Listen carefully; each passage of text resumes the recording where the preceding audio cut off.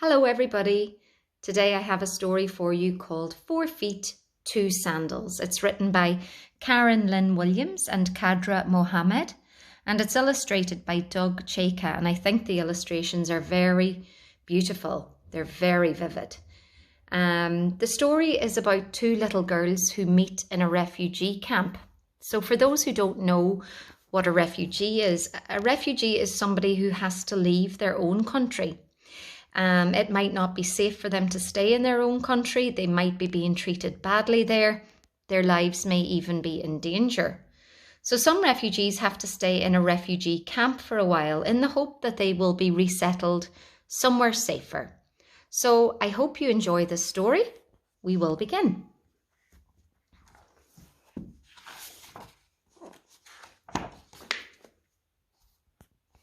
Lena raced barefoot to the camp entrance where relief workers threw used clothing off the back of a truck. Everyone pushed and fought for the best clothes. Lena squatted and reached, grabbing what she could.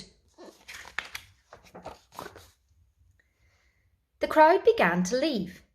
In the dust at Lena's feet lay a brand new sandal. It was yellow with a blue flower in the middle, and when she slipped it on her foot, it fit perfectly. Lena was 10, but she had not worn shoes for 2 years. She looked around for the matching sandal. A girl stood nearby. She was thinner and darker than Lena, and she wore a blue and yellow sandal.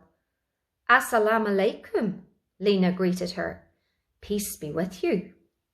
The girl only stared. She was dressed in a shalwar kameez. Her feet were cracked and swollen, just as Lena's had been when she first arrived in camp. Suddenly the girl turned, taking the matching sandal with her.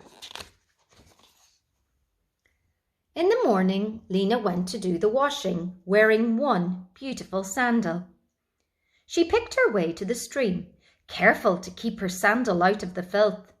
Her old shoes had been ruined on the many miles of walking from Afghanistan to Peshawar, the refugee camp in Pakistan. She had carried her brother Najib, no bigger than a water jug then, but just as heavy. When she looked up from her scrubbing, the girl from yesterday was standing over her. She wore one sandal that she bent over and removed. "Grandma says it's stupid to wear only one." She placed the sandal at Lena's feet. Then she turned and walked away. "Wait!" Lena grabbed both sandals and followed her. "I am Lena." The girl turned slowly. "I am Feroza." Lena held the sandals out. "We can share." "What good is one sandal for 2 feet?" Feroza frowned. "You wear them both today, and I will wear them tomorrow," Lena smiled.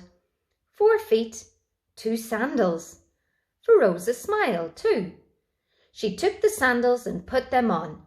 "Tomorrow they will be yours." The 2 girls greeted each other as they carried their jugs for water the next day. Lena put the sandals on, and they waited together in the long line for water. Everyone in the camp was waiting for a new home. Mama went to meetings about being resettled. The girls stayed in Lena's tent with Ismatu and Najib. They were careful to keep the sandals away from the 2 boys, for Ismatu wanted to pull at the flowers and Najib wanted to chew on them. When they did not have work to do, Lena and Feroza crept up to the windows of the school and peeked inside. The school was small, with only enough room for the boys to study. The girls practiced their name in the dirt and brushed the marks away so no one would see their mistakes. Sometimes each girl wore one sandal. Other children pointed and giggled, but Lena and Feroza did not care. In the evenings, the sky turned deep blue and the first stars began to sparkle. Lena and Feroza watched for the sliver of a crescent moon that signalled the beginning of Ramadan. They shared memories and whispered their dreams for a new home. One morning they went to the stream and washed their sandals to keep them looking new. "Lena, come quick," Feroza's grandmother called. "Your mother says your name is on the list." Feroza grabbed the sandals. The two girls ran ahead to the office. Lena stood on tiptoes and squinted at the sign. "Mama's name. It's here. We're going to America." She looked at her friend. "My name is not there," Feroza said quietly. She looked at her feet as she spoke. Then she bent down and took the sandals off. She handed them to Lena. "You cannot go barefoot to America." Feroza gave Lena a hug.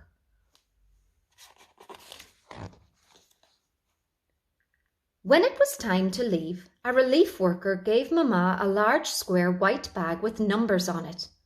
"All of your important papers are in this bag," he said. Feroza and her grandmother came to say goodbye. Lena pointed at her feet. "Look, Mama saved her sewing money. She has bought us shoes for America." "Real shoes?"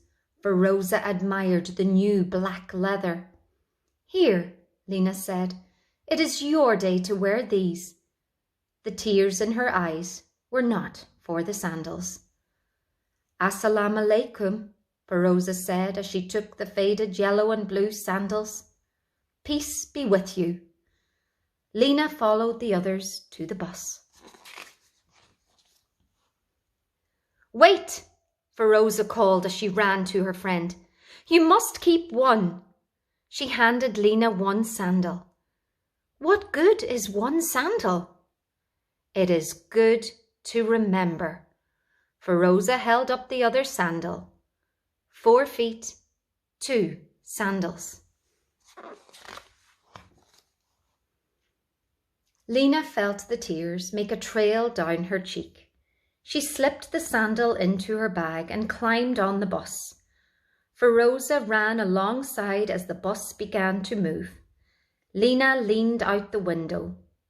"We will share again in America," she called. And you can see there on the last page, Feroza waving goodbye to the bus, waving goodbye to Lena, holding one sandal in the air. And I suppose the sandal represents their friendship, how it began, and hopefully one day in America, the sandals will be rejoined together if Feroza gets to go to America someday too. I hope you enjoyed the story, everybody. Bye.